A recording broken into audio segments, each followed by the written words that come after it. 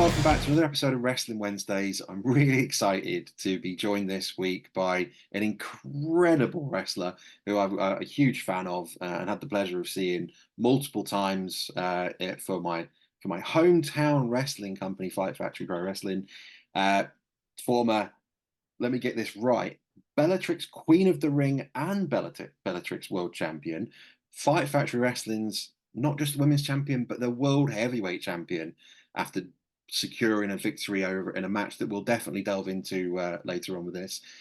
Also won titles with ICW in Italy and competed all over Europe. It is Lady Lory, Germany's best kept secret. How are you doing?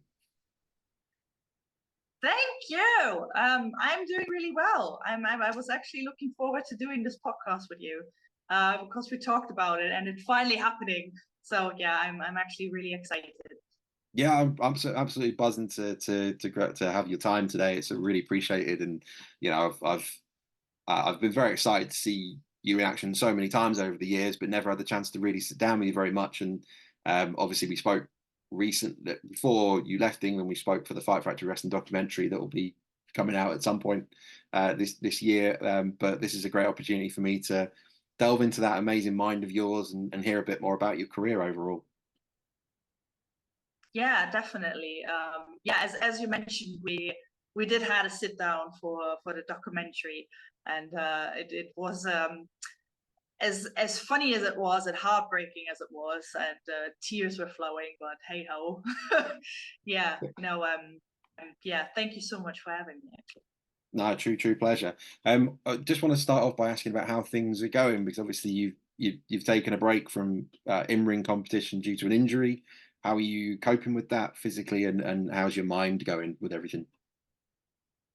Yeah, so since my last match, which was last year in February, I actually up until this point I have not been in a wrestling ring, so that's been for over a year. I haven't done any wrestling training. I have not seen a ring from the inside.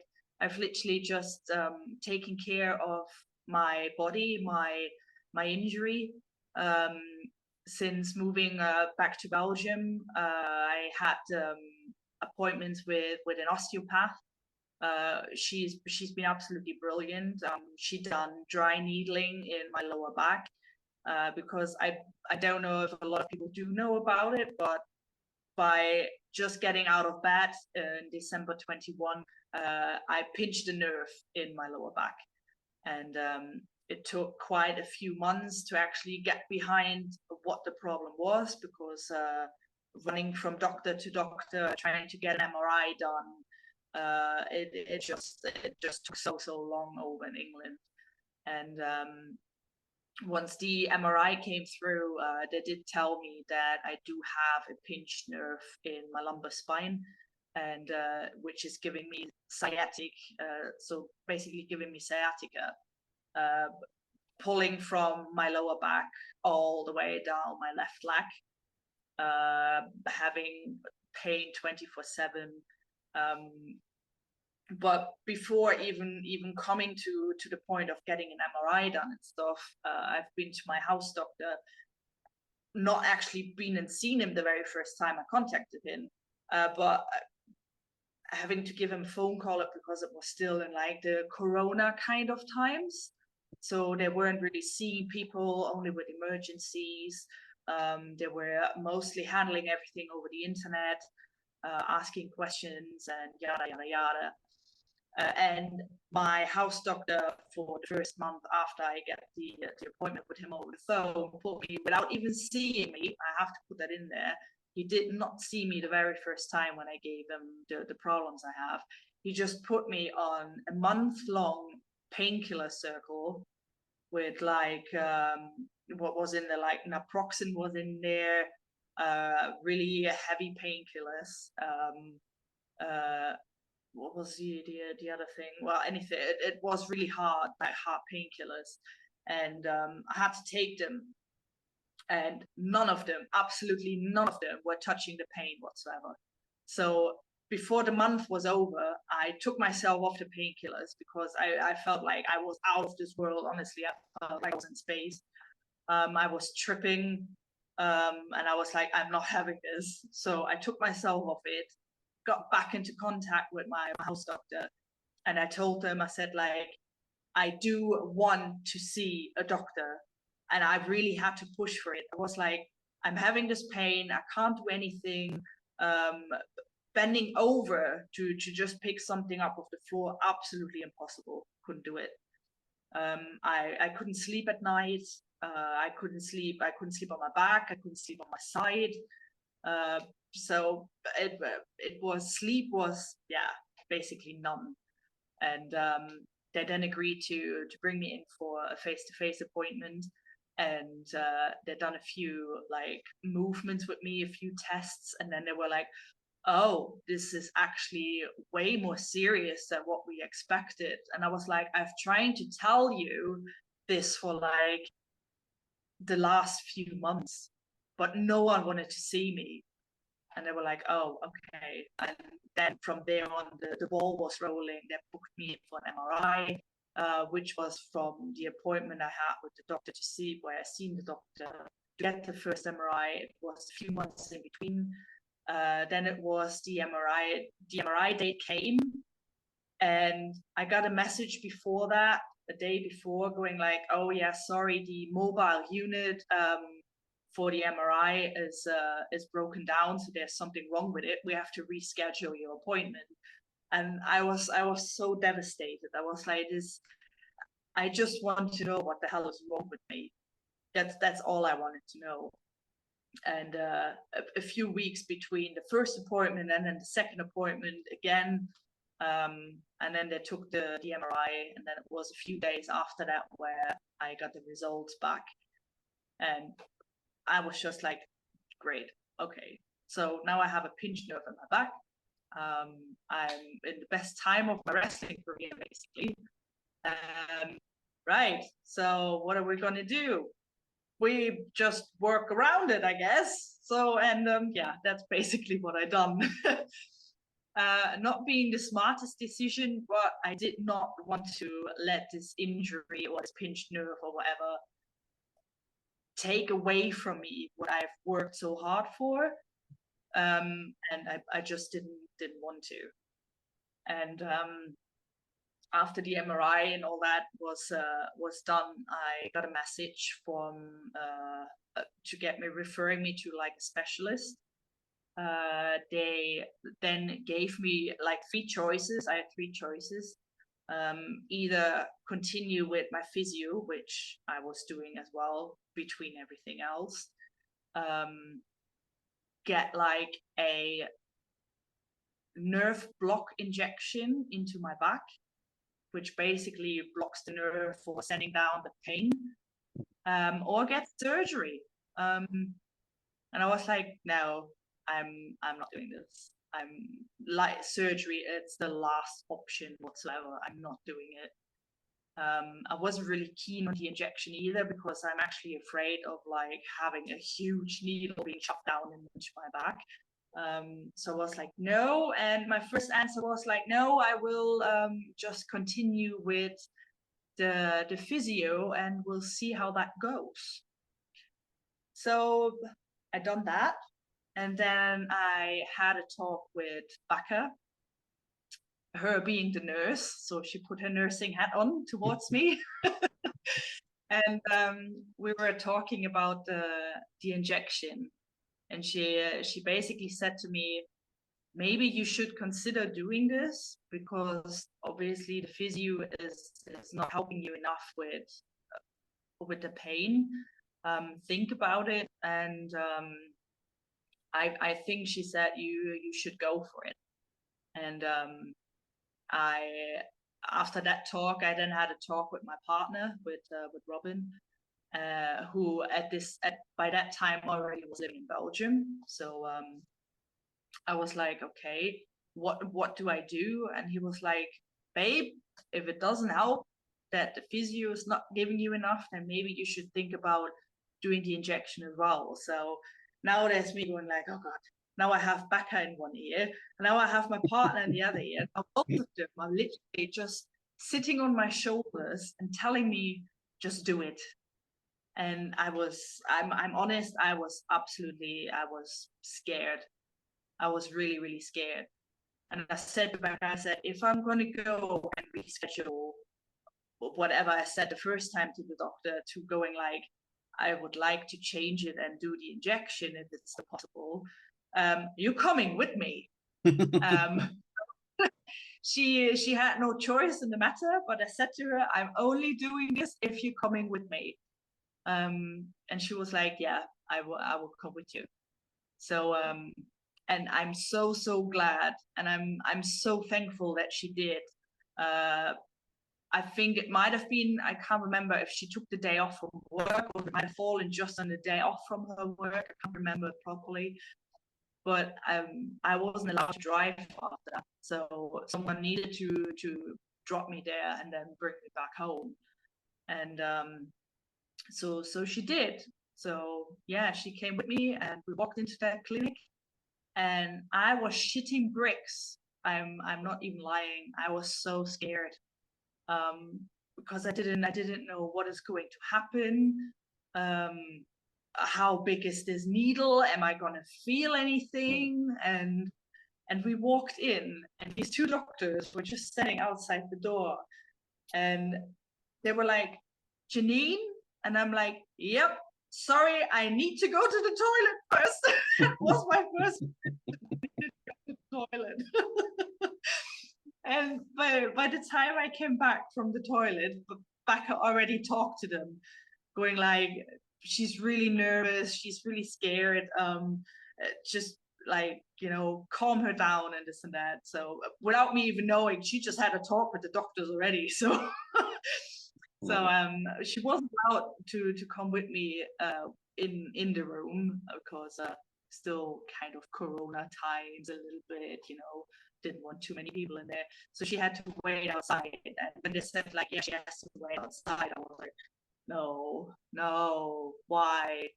I just wanted her to hold my hand. To be honest, that's all I wanted.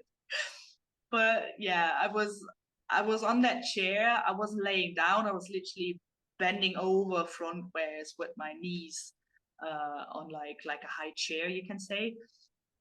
And the doctors were absolutely brilliant, really, really good. And they were talking to me and distracting me actually from what they were doing, and I had absolute no clue what was going on. At one point I did feel something, and it started to get warm and tingling going down through my left bum cheek into my leg. And the doctor then all of a sudden, he just said like, okay, are you ready for this now? And I was like, what do you mean, am I ready for this now? I thought we were done already. And he's like, yeah, you can get up now. I was like, you bastard. I was just thinking, you bastard. And this whole thing just took 5 minutes. That's all it took, 5 to 10 minutes. And they were so good in distracting me that I didn't have a clue that they were done already. So I was hanging there, and I was like, I was so relieved. I just started crying like a baby. And they brought Becca back in, and her being herself, she was like, and you survived, right? It's right. It's all done now. And I was just hanging there crying, and we just started both laughing because it was just such a silly situation. But I was just so scared. And yeah, so she drove me home. I walked out there, and she drove me home. I stayed with her, and that was it. But this whole injection, basically, it just numbed the nerve, if that makes sense. Yeah. Numbing the nerve in the way that it was just stopping sending pain signals further down. And I wasn't working obviously on the day of the procedure, and I wasn't working the day after. But like the day after the second day, I was back on the doors, being careful. Obviously, everyone there in the team knew what was going on. I had this procedure, and they were all having my back.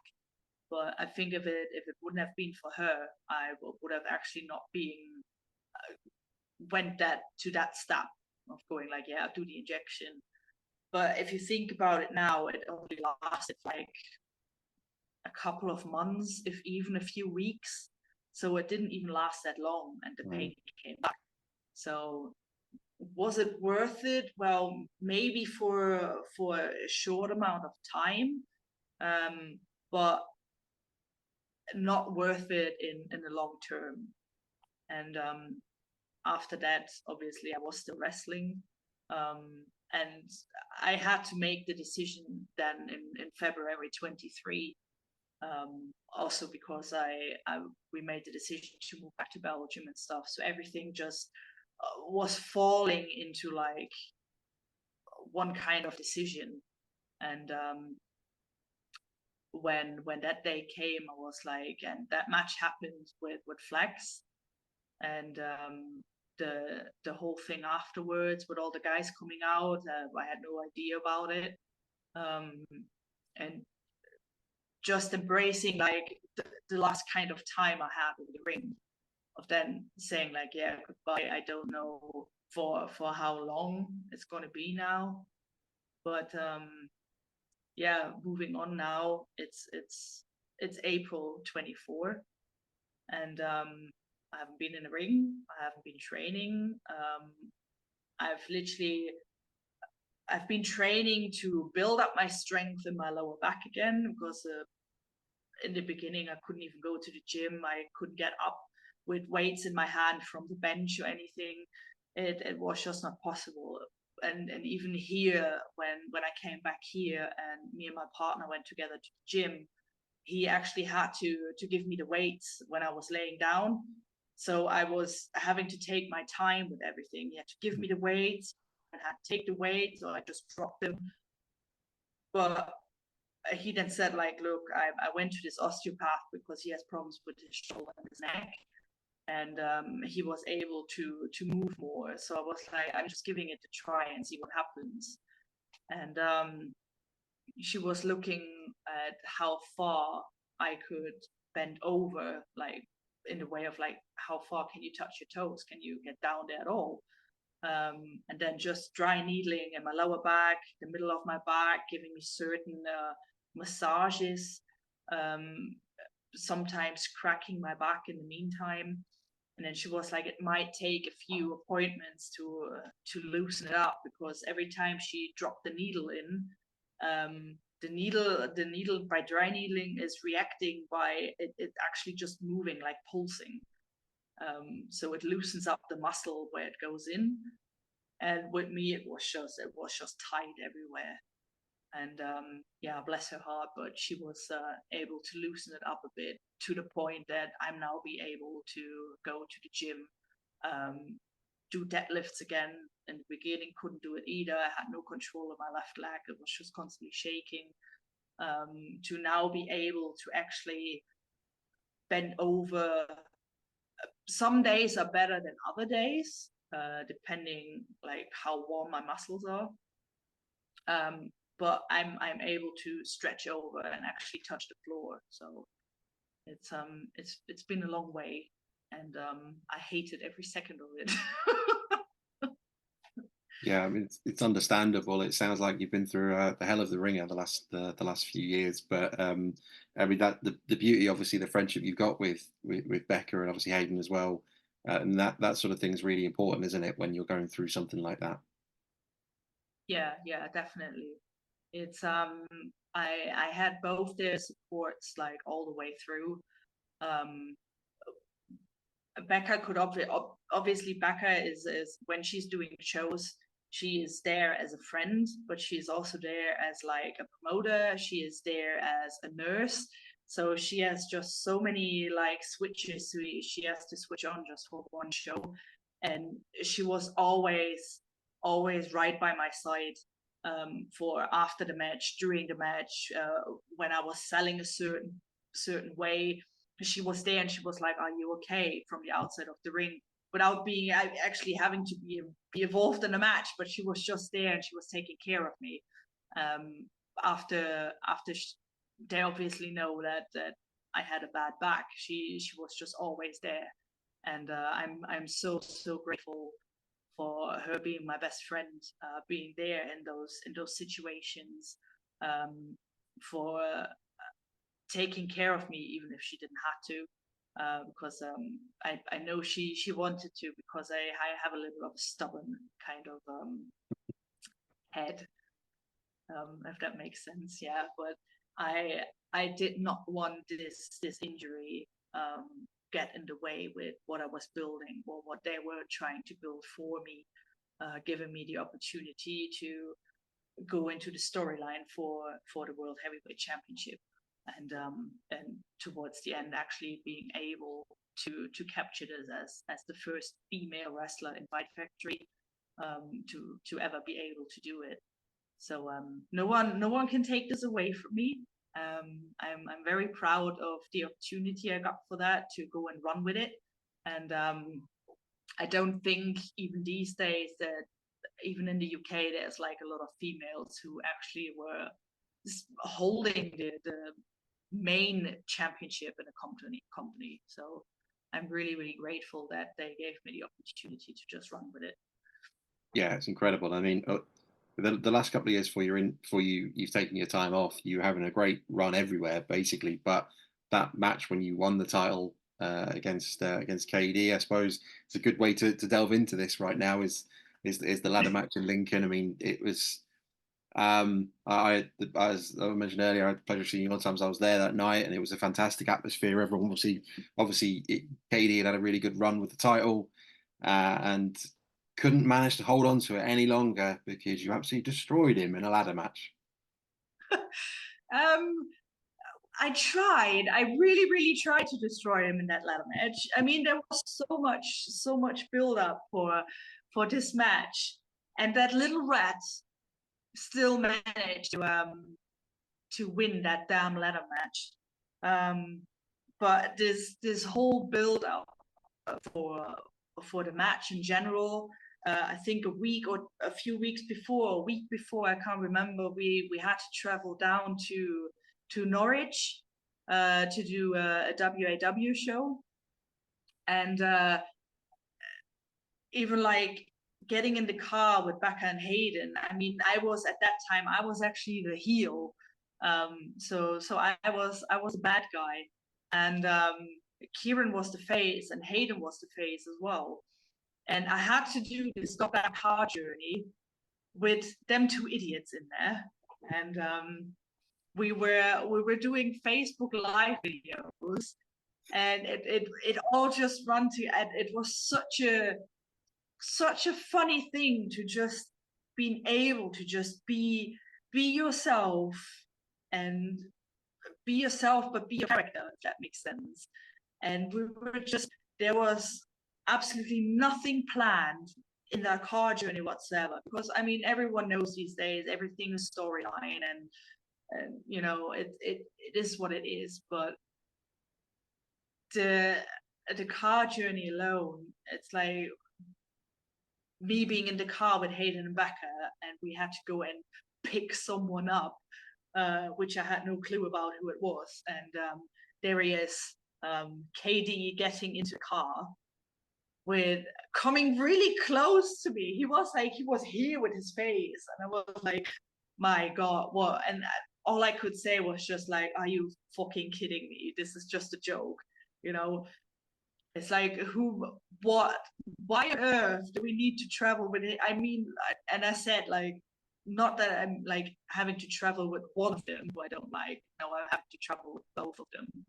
So, and Becca just being sitting there and going like, oh dear, I don't know if this was a good idea. But yeah, we just run with it, and we've done a few like Facebook lives in there, on the car journey, just to being able to get the story between Katie and me, not even further into like the rivalry we had, because that's been going on for years, from the part of like teaming up with Damien Valentine becoming the Monarchy, going up against perfect tragedy, Hayden and Kieran, and it was just, there was just so much, and then this ladder match happened, and it's, yeah, I mean, I've never done a ladder match in my life before. I'm not a high flyer, so I was like, oh, how am I going to into this match not knowing what to actually do? So if you watch the match back, you will see KD utilizing the ladder of like jumping off it, jumping over the ropes, landing on top of the ladder by me kicking him onto it. And there were just ladders everywhere, like broken, him having the upper hand straight away in the match. We're both having the same idea of going out, grabbing something, and I think both were just went for the ladder that was laying outside, and me going for it, literally picking up, putting it on the apron, and him being smart enough, going like an idiot. So he just waited. He didn't even go out of the ring. He just dropped the ladder into my face, and I was like, "Oh, okay. So this is how it's going." So yeah, but yeah, the whole match through utilizing it, trying to jump off it, and because he's the high flyer in the match, and me just trying to any way possible, just smashing him through the ladder, making him land on the ladder, hitting it with the ladder. There was just chaos in that whole match, and I was at one point I was so close of capturing the title and getting the world heavyweight championship, and then that little rat turns it around, and yeah, some reason I end up on the ladder in between, like the ladder was laying on the ladder that was supposed to be climbing, and on the middle rope, me on top of it, and him just jumping off the ladder, another ladder. There were just ladders everywhere. He's just jumping off it straight onto me and landing more on my head than my body. So I just cringed up there, and the ref thought I was dead. I thought I was dead. and he just took the pinfall and then beat me with it. And yeah, it was just chaos, but it was so much fun. It's nice when you do matches where you sort of gel with certain people. You know, it's you don't have it a lot, but me and KD, me and Carrie, we always try to just top whatever match we had before that with certain things, you know, but still making sure the storyline was still in there and going on. But yeah, it was a fun match, especially because it was a match I never done before. I just went with it. Was seeing where it was going. He having actually way more experience with ladders than what I had, but me having more experience in like the wrestling related kind of thing, bringing both parties together in there, and just creating this at the drill in Lincoln. So yeah, it was fun. Yeah, it's a brilliant watch. It's an incredible match. I kind of want to get a Little Rat KD t-shirt now. It's a great nickname for him. I'm not going to Yeah, get away with saying it the same. I'll leave it for you to say it, but I do think there should be a KD, the Little Rat t-shirt. I will definitely wear it. Yeah. Yeah. Could stick his face with a tail behind it. It'd be great. But he's, Yeah. but obviously that, like you mentioned, the chemistry between you both.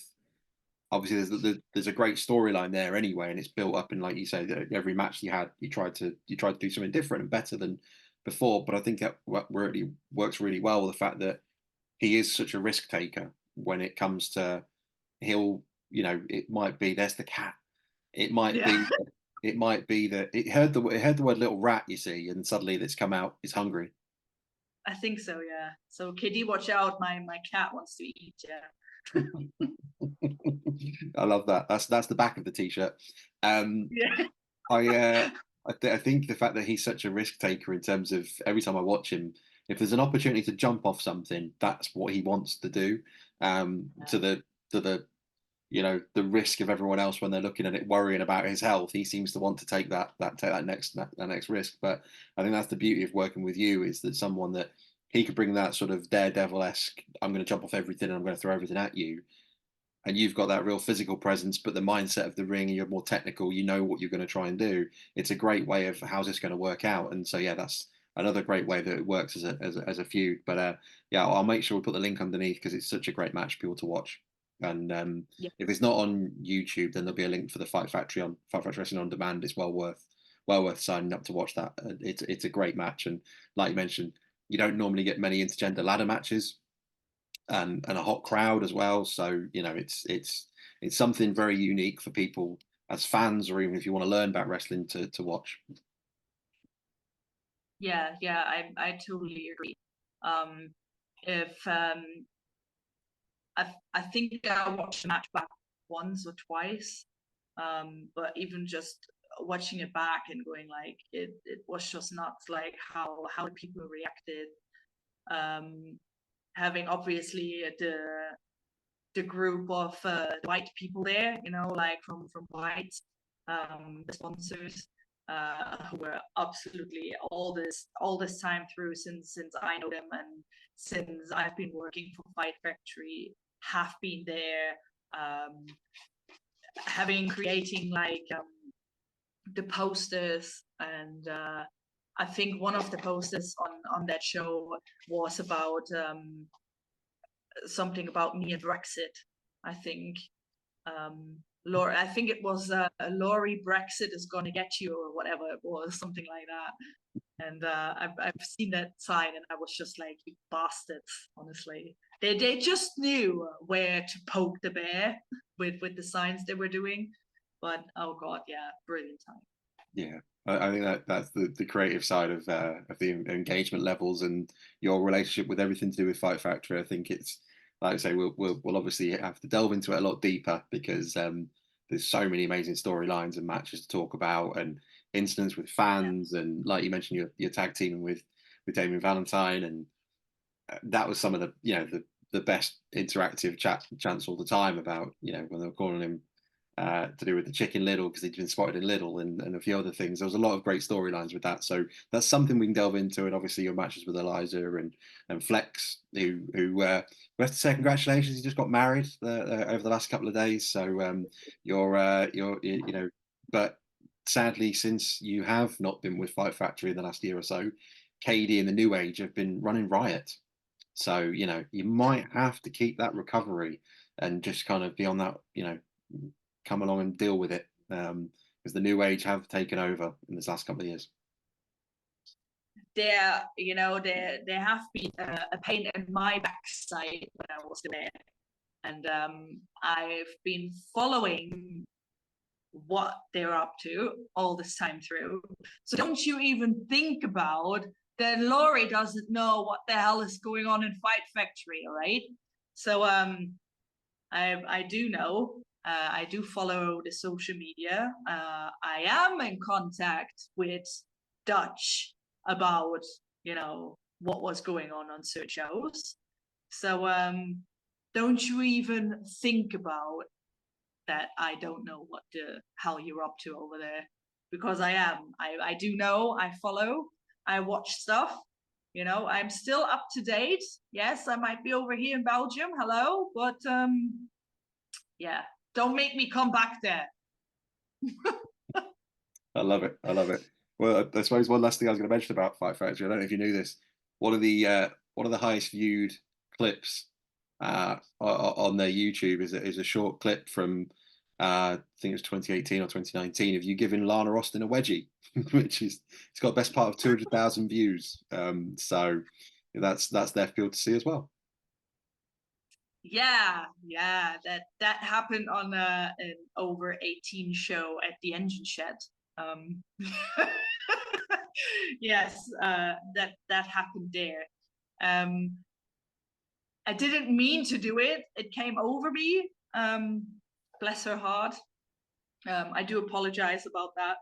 I didn't mean to do it, but it got the reaction. So Yeah, it certainly left a memorable place, and it's, as I say, it's one of the most viewed clips. So yeah, it's quite funny. But it must have been great, obviously working with Lana. You know, she's one of the the leading performers in the UK at the moment, and another great talent. It must have been brilliant to have those matches with her. Well, I was supposed to have a few singles matches with her at Fight Factory, but they didn't come through. Not on from my part, but her part. Her being like either being ill or car breakdowns or whatever. So the singles matches never happened. I think there was only that one match where that happened, Yeah. where I've actually been in the ring with Lana Austin. Yeah. Okay. Maybe another one on the list then to come back to. With it being, I've got a few matches to ask you about before we go anywhere, but I want to ask about your entrance, because the one thing that you can always see on all the YouTube videos of your matches, and every time I've seen you, is that you come out to rock sets. She's got the look. Amazing choice for a song, because it's class no matter what, and it works really well for you because physically you're very intimidating when you come to the ring, and you got that, you know, Euro pop style nature because of your heritage from Germany. What is it about rock sets? She's got the look that you decided, thought, yeah, this is the song for me. You're just a massive rock set fan. Funny story. It wasn't actually my idea at all.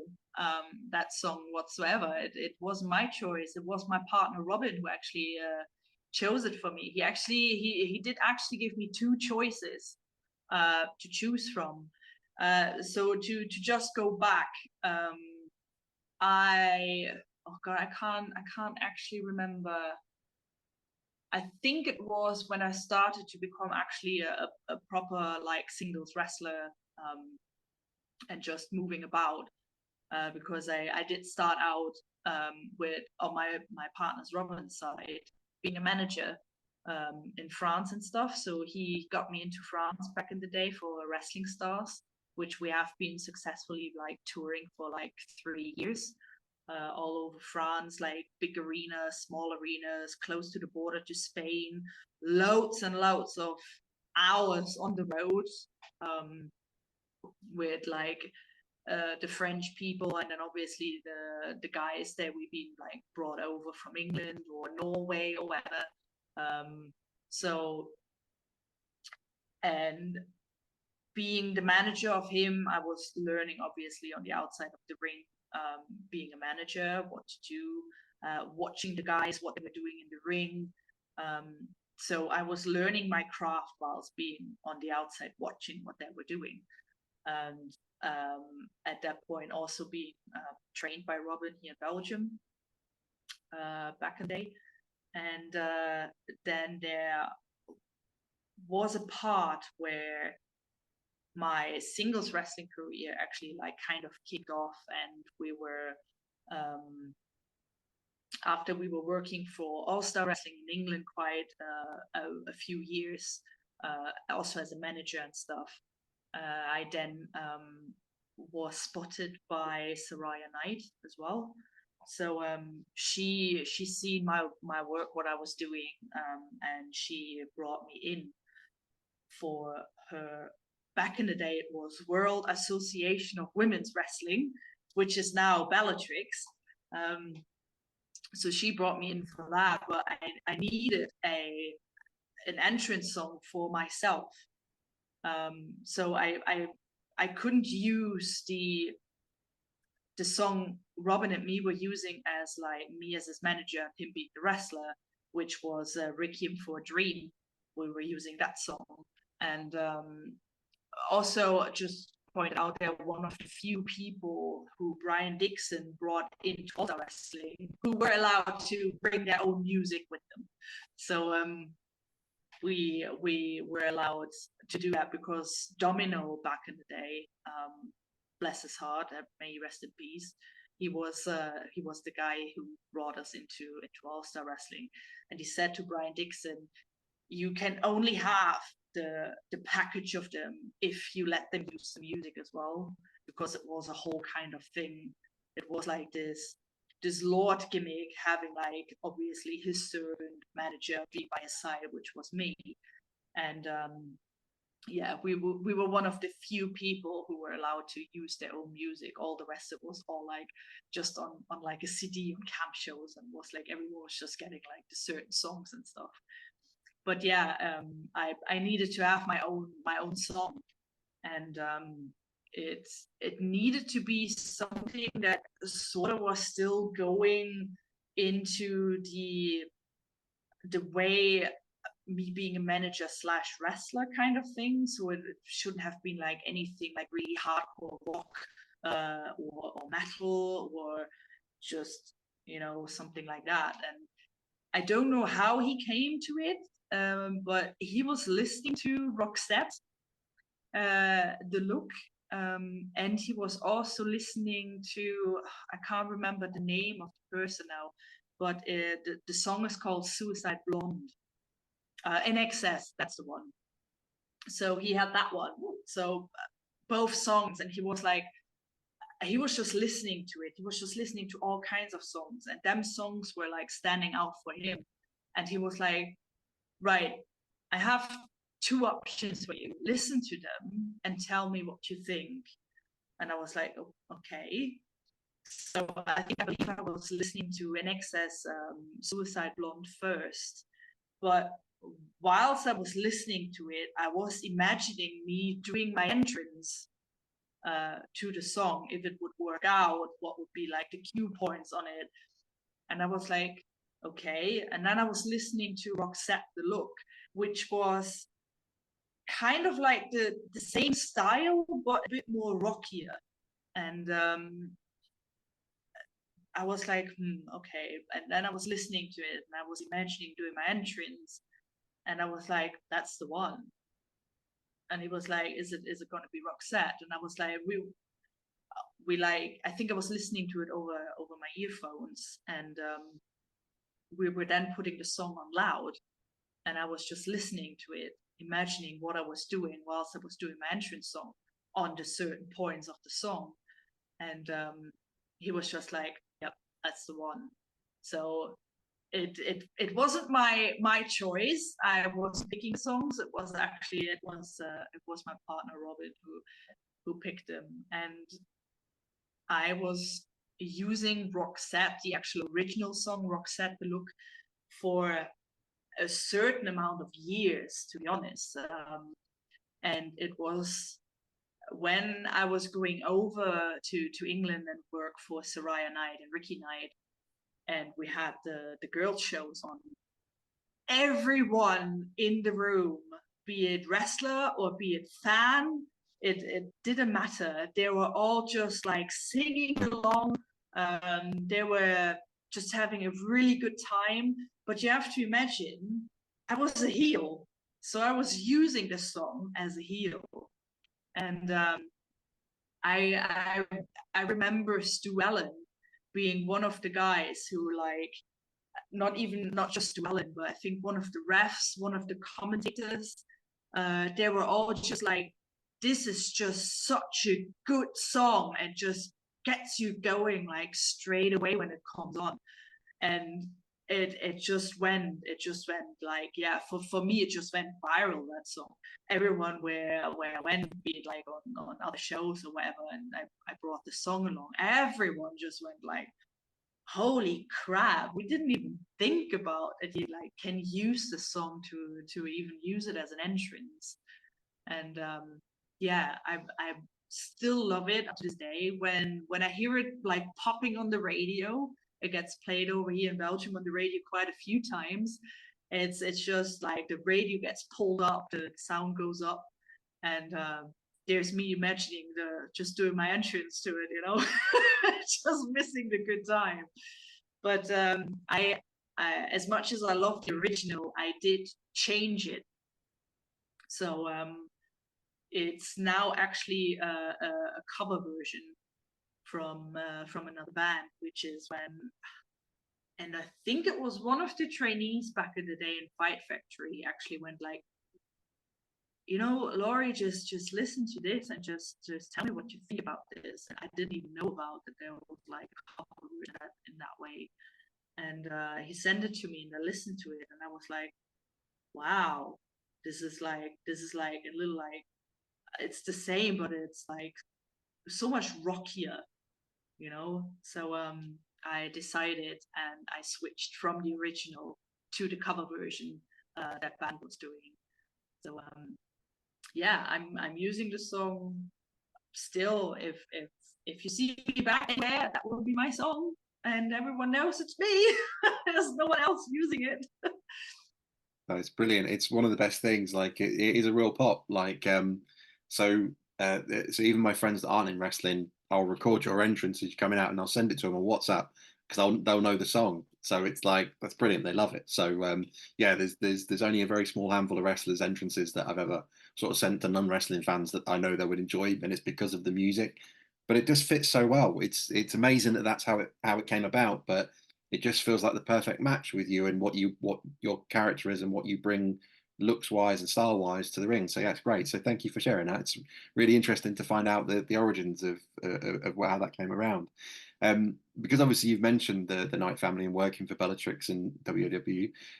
Could you talk a little bit about what it's like working for them, but also what it was like competing in the ring with Saraya as well? Yeah, it's been quite a ride with them, to be honest.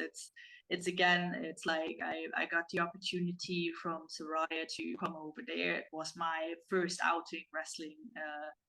Not actually exactly my first outing. I think my first match in England was actually for EWW back in the day, which is over 10 years ago against Aaron Angel. Um, but yeah, working for the Knights. It's been a pleasure as well. Towards the end, we had our ups and downs, but hey, that's just how life is going. But I still appreciate everything Saraya and Ricky gave to me.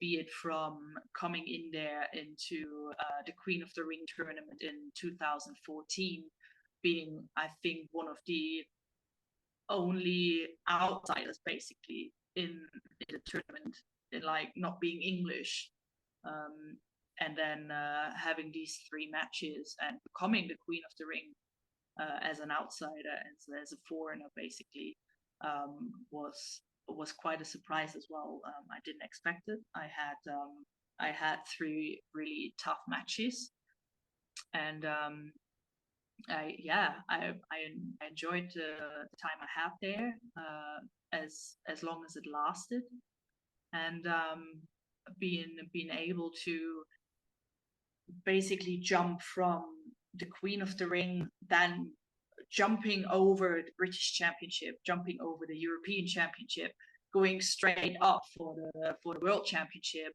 um, was like, yeah, Saraya must have seen something in me that was like she can make it that far, you know, because there's normally you work your way up. That makes sense. And I just went from one straight to like the biggest thing that was there. And I enjoyed it. I enjoyed how my character, how my look was changing over the time as well. How my wrestling gear changed, and yeah, being able to run as a Bellatrix World Heavyweight Champion, not once but twice, was quite honorable. And like I said, I'm still grateful for what they have done for me, for the whole family, for the girls I was wrestling there, and yeah, I had a good time over there. Yeah. And what does it feel like, obviously, when you are acknowledging that way to the point where, like you have been with Fight Factory and obviously with Bellatrix, where you are holding the main titles and you're being the main event, you're winning championships. What's it feel like when the promoters and I know obviously with this friendships as well, but what's it like to know that feeling that you've got that support and they've got that belief in you? You know, for me personally, it actually means the world because sorry, my cat. It does mean the world to me because when I started out as a wrestler, you can say, back in Germany, all I got there was just being humiliated, if that makes sense. I wasn't anywhere good at all. I was shit, and it's like, but I didn't have the proper training. I didn't know all the ins and outs of wrestling. There was so much going on, where I just didn't know about, and I didn't know better about it. And that's why I don't really count my time in Germany as being part of my wrestling career, because even though I started out quite early in my life, I don't really see how that benefited me, if that makes sense. It didn't really. I've met a lot of cool people. I met legends who are now literally legends, who are in the Hall of Fame and all that stuff. So I did meet a lot of people, but my wrestling career did not start out until I made my way into France, actually. So but having this, seeing how far I've come as for personally for myself, and then looking back in the time in Germany, I'm just seeing like, yeah, I moved away from Germany. I moved to Belgium. I made my own career over here, in not necessarily in Belgium, but starting out in France, getting outside bookings. My very first booking, outside booking, was flying to Finland for FCW, I think it was, or FCF. I can't remember what the promotion is probably called now, but that was my very first outside booking, which I had, and it just went from there. I went all over Europe. I don't exactly know what is special about me. It's a lot of people see a lot of like special things in me, like be it now how I am in the ring, be it now how my wrestling style is and stuff, and being able to just play with my character, getting the freedom from certain promoters, running with ideas and stuff, building certain things. It's looking back from how far I've come to the time where I actually started out. It's for me like, I got all this shit from fans back in the day on like, like the typical keyboard warriors, we call them. And there were so many, and if you weren't good, or if you were standing out in like a certain way, you were just being like, yeah, you were just cannon fodder to them. They were just like ripping you apart on the internet and stuff. And I've said that many times on like other podcasts as well. There were times where they were calling me that I'm like a heroin addict, because I wasn't muscular. I was skinny. I was still a teenager. So I wasn't like working out or anything. I was just doing my thing. And looking back to that, obviously, with the past I had now and what I achieved in the wrestling, it's just like, you know what, guys, screw you, because in my eyes I made it and you still sit behind your goddamn keyboard. So yeah. Yeah, it's the case. And I made it in my own eyes. yeah, you've done well. You've sort of, yeah, you've answered them all well. Do you have sort of sympathy when you see things like right now, when the industry seems a lot different now in terms of the training and the approach and the understanding of what abuse and going across the line can actually do. But when you see like recently, when the colleagues for Maxine Dupree, for example, when she's getting abuse in live events and also online, do you understand then obviously why all her colleagues are jumping in that level of defense and saying, and do you wish that might have been there for you when you were starting out? Yeah, definitely.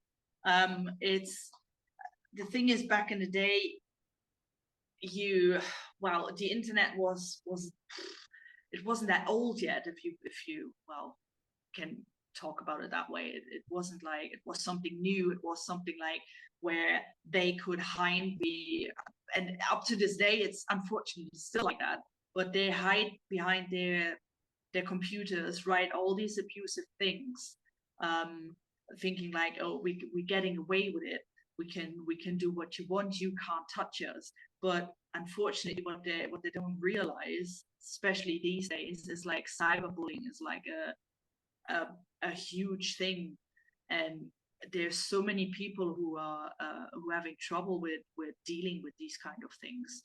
So having the community, friends, even other fans behind you, like working colleagues or whatever, even companies, having them behind you and working against this kind of behavior is so much better than what it was back in the day.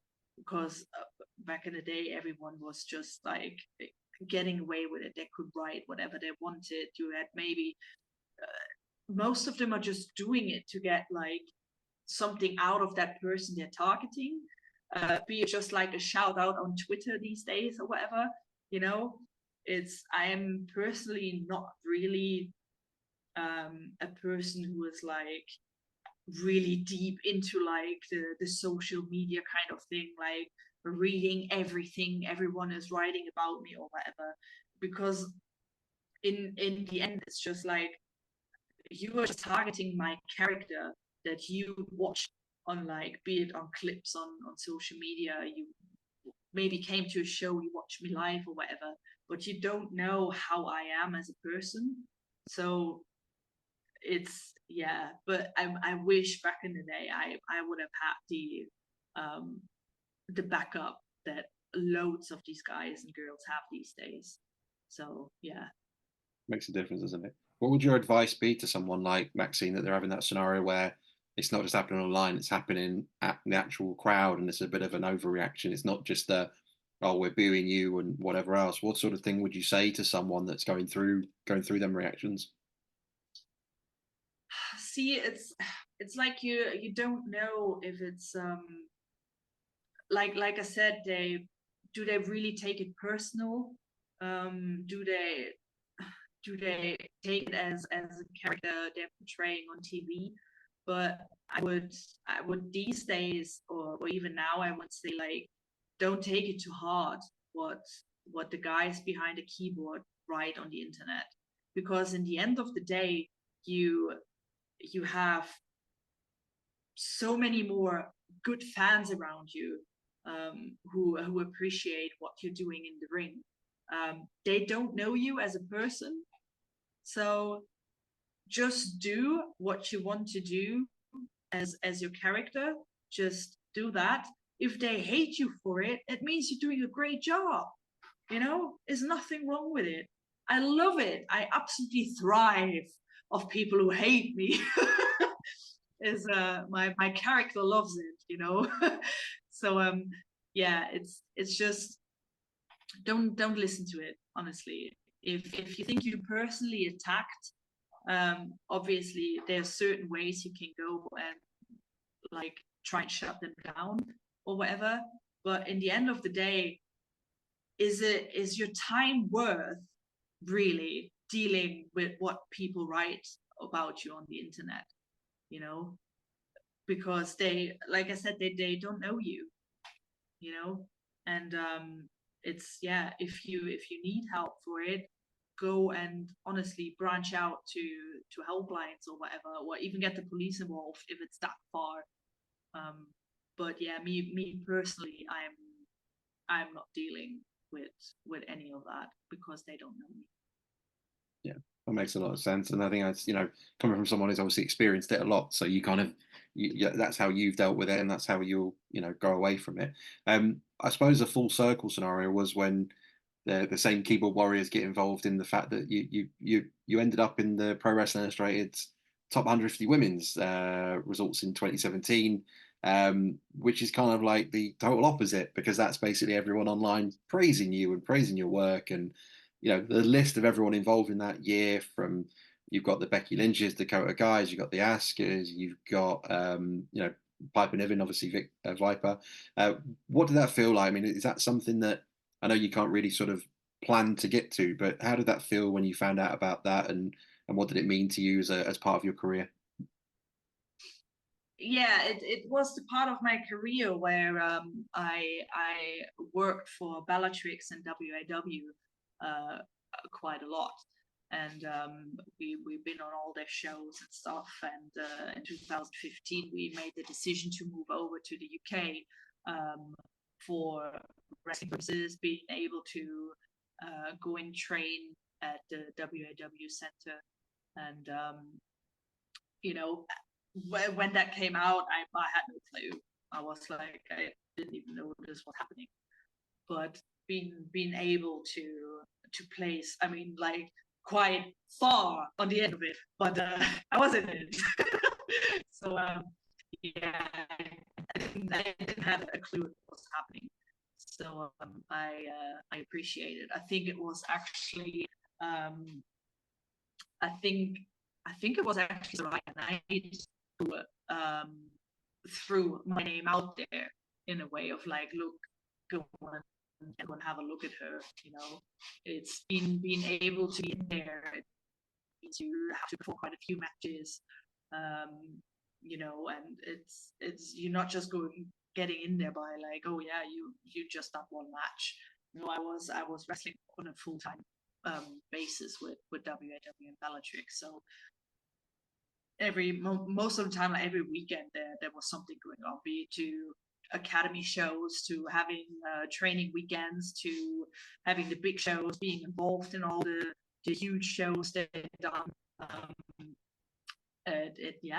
It just blew me away, and I didn't know about it. It only happened once, and I think obviously the Pro Wrestling Illustrated has not followed my career through for what happened afterwards, capturing the heavyweight championship with Fight Factory Wrestling and all that stuff beforehand. But yeah, like I said, it was an honor. I didn't expect it, and I'm quite proud. I made it at least once in there. Yeah, it's exciting and it's a really cool thing to have on your list. But yeah, I suppose the problem is they don't follow all the independent companies in England, and I think that's what maybe the last couple of years before you've taken your break with Fight Factory, with Phenomenal Elite, etc. All those great matches and great storylines and that haven't been included, shall we say? So maybe, hopefully, that might be something that grows in the future, and they'll look at other companies as well outside of the sort of the bigger companies and see what else is going on. There's three people I wanted to ask you about before we wrap up. Because we're on the Bellatrix scenario at the moment, we'll ask about this one first. Is your match with Viper, obviously Piper Niven? It's WrestleMania weekend. Could you talk a little bit about what it was like working with her, and how is it for you to see where she is now and being a part of WWE? Yeah, it happened obviously on one of the Bellatrix main girl shows they used to do. And when it came through that they were going like, oh yeah, you're wrestling Viper, I was like, okay, that's like a whole kind of different caliber, if that makes sense. Mm. Her being obviously quite a heavy set girl, being like me, it was just there were worlds colliding at that point. And I was excited about it because it was the very first and also the only ever match I had with her. Mm-hmm. It was interesting to see how we were going for the thing. So it it yeah, I basically got my ass kicked the whole match through. Until the finish. So yeah, it being like, or having these opponents with either being like the similar size or smaller or just a little bit taller than you, or Queen Maya is a really tall girl, having this, so you kind of have to think about what am I able to do to bring this opponent down. And with, yeah, like I said, with Viper, it's like I basically got my ass kicked all the match through until I pulled the finish out, which was a Death Valley driver from the second row. So that I maybe got a little bit in there, a few bits and bobs, but nothing. Yeah, nothing really worked. So yeah, I was pretty beaten after that match, but I enjoyed it. It was good fun. Yeah, she's another one of those talents like we mentioned with Katie earlier that will take a lot of risks as well, and she's still, someone that I think that's the incredible thing that when you get people that have got a lot of sort of size or muscle to them to be able to move around and jump off ropes and things like that. It's incredible, really. And I think her character's really cool as well. I think that's really developed over the years. So I was just curious to hear about what it was like working with her because she's, got a very intimidating character in WWE these days, but she comes across as such a sweetheart outside of the ring. She is like the nicest person ever, honestly. She might, if she listens to this, she might hate me for saying it, but no, she is like the loveliest person who's more than willing to help you with anything, be it like helping you with your wrestling, giving you tips and tricks, what can you work on. Um, but yeah, she's brilliant. And seeing her, like, especially for the size she is, being so agile in doing so many different things, it's brilliant to see, because like you don't see it these days anymore a lot. Like everyone has like a physique, if that makes sense. It's like everyone is muscular, toned down, and she's just rolling with it. It's brilliant. No, I love her. Yeah, it's cool to see. It's cool to see, and it's great to see. Obviously, even though she's Scottish, I'm still claiming because of Britain. So I'm excited when Brits do well in WWE. It's always really cool. Someone you had I believe at least more than one match with it's Alex Windsor, who's another one who's had an amazing career outside of the UK with obviously work in Japan, etc. Um, how was those matches to approach? What's it like getting involved with her, and how do you come up with the ideas when you're working together? Alex Windsor and myself had like so many matches in Bellatrix. It's nuts. It's like some of the matches we had the chance to wrestle in France as well, when we brought them over to France. And basically the rivalry we had was like every match we had just topped the other one. It just went, we need to top whatever we're doing in the last match. And every time we went for it, it's like the tension we had is I talked about it earlier. If you gel and have chemistry with someone in the ring, it just makes it so much easier. And Alex and me always had this chemistry. We love to beat the shit out of each other. It was brilliant, honestly. It's like all our matches just top the next, like it just topped itself. And it's I wish, and I really really love to have a match with her like in the future, because she changed her style a lot as well. She changed her look as well. She has gone through hell with her injury, coming back and then being straight away back out. So it's, yeah, I love watching the stuff she's doing now. It's like when I see clips from her matches, because I still follow her, and we're still friends and stuff.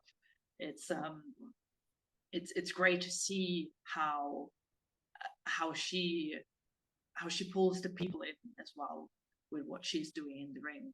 It's like now the last big thing I've seen was her doing the dog collar match with Danny Luna, and it the story build up to it, and the hate them two had with each other, and then putting it into that match. Yeah, I love her to pieces, and I really really love like the chemistry we had. So I hope that maybe in the future, if my back ever gets better, I'm able to like step in the ring with her again. I would love to do it. Yeah, that'd be cool, and I think that would be a hell of a great build-up storyline to it as well. Talking about the injuries and the mirroring careers and it coming back together again. That would be quite a cool storyline to build up build up some tension with. So fingers crossed the the recovery continues and you can do it. The last wrestler I wanted to ask you about is through Phenomenal Elite Wrestling. I think it was where it ended up being one of their matches of the year, or at least nominated for it, working with Harley Hudson, who just seems to have blown up. We come out of the lockdowns, and suddenly she's one of the most sought after talents in the UK, and you just see her everywhere in incredible matches, and everyone's talking about her. You knocked her out, but we'll talk about it in a nice way. But what a match that is! I mean, that's online; people can watch it on YouTube. It's an incredible match. How did that feel working with her, and are you excited about seeing her career flourish? I absolutely love that match so much. It was so much fun doing this match with her. It's again one of the girls I've only ever wrestled once, because that was the only time we stepped in the ring with each other. It's like when we were talking about it, it was just, it's like, okay, how are we doing it? Because her character is just like so different compared to mine. And when I was working for Phenomenal Wrestling, it was just like, okay, they had this idea of like, okay, we're bringing you in, but we want to build you as a monster. So it was like, I was going in there and I was beating the guys up in the Rumble. No one knew that I was actually as a female entering the Rumble. No one knew. So there was that, and then building to this match with Harley, it was just it. She's so tiny, you know. She's so cute. You just can't help it, you know. But she can be such a feisty little bitch, you know. She honestly don't expect it, but it it just, yeah, it was just so much fun. It gelled. I busted her nose open accidentally.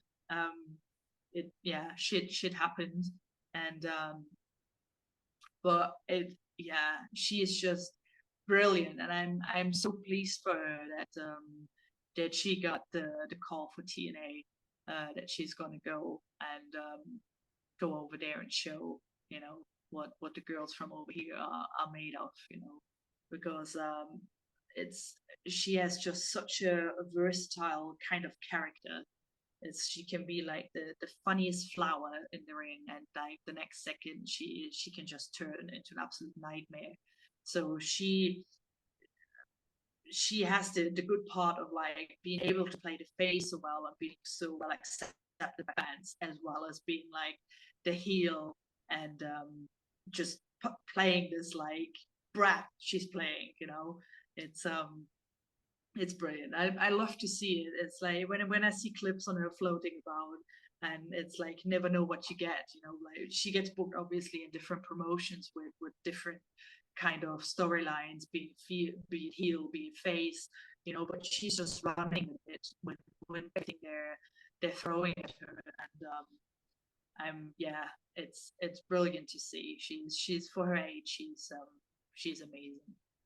Yeah, it's incredible. Well, thank you very much. I mean, we'll obviously we're sort of out of time on it, but it was a genuine pleasure chatting with you about elements of your career, and obviously I appreciate the update with the injury, and I'm hoping that that continues to improve and you start feeling way better soon. And fingers crossed, a return to the ring. But obviously, people can follow you.